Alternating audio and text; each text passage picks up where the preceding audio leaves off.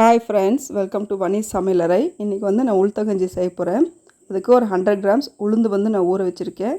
இது ஒரு 175 கிராம் வெல்லம், ஏலக்காய் தூள், அதுக்கப்புறம் திருவின தேங்காய். இது எப்படி செய்யலான்னு பார்க்கலாம். உளுந்து வந்து கழுவி நான் ஏற்கனவே 1/2 மணி நேரம் ஊற வச்சுருக்கேன்.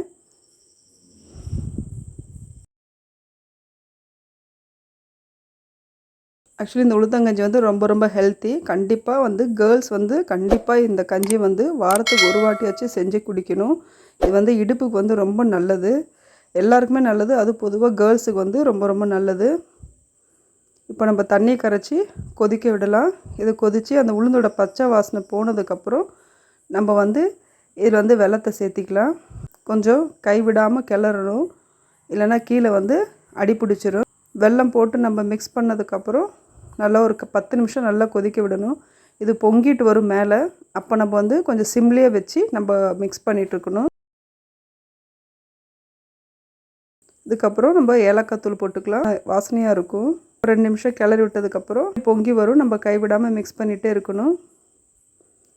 இப்போது நம்ம தேங்காய் தூள் போட்டுக்கலாம். போட்டு ஜஸ்ட் ஒரு 1 மினிட் கிளறி விட்டால் போதும்.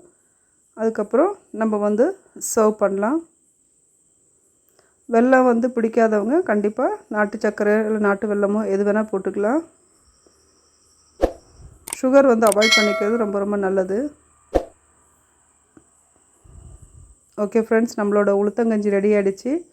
கண்டிப்பாக எல்லோரும் ட்ரை பண்ணுங்கள். லைக் பண்ணுங்கள், ஷேர் பண்ணுங்கள், சப்ஸ்கிரைப் பண்ணுங்கள், பெல் பட்டன் ப்ரெஸ் பண்ணுங்கள். தேங்க்யூ.